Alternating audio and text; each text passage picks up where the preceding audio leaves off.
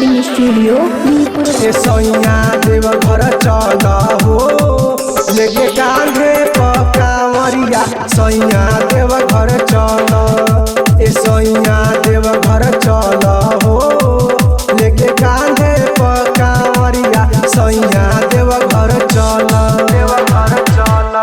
प्रेम से बोली बौरहवा बाबा की। Mix by DJ Devendra Maurya.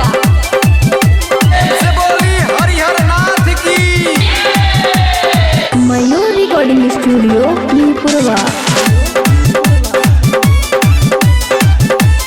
Bhola ji के भांग धतूरा मन से हम चढ़ैनी हो और चढ़वनी चलावा भोला जी के भांग धतूरा मन से हम चढ़ैनी हो सावन में हम भोला जी से खूब सपना सजवनी सैया देव घर चल सैया देव घर चल हो लेके कांधे पकावरिया सैया देव घर चल सैया देव घर चल हो लेके कांधे पकावरिया सैया देव घर चल प्रेम से बोली बौरहवा बाबा की।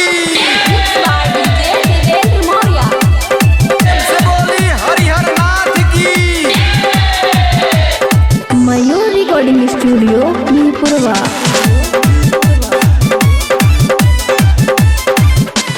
बेल के पतैया पे दूधावा चढ़ाई और चढ़ई मिठाई हो और मांगी खुशियाँ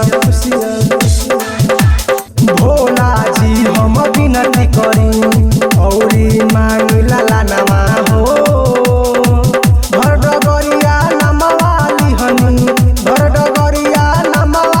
हनी गोड़ावा में पड़ल छाला सैया देव घर चल सैया देव घर चल हो लेके कांधे पकावरिया सैया देव घर चल सैया देव घर चल हो लेके कांधे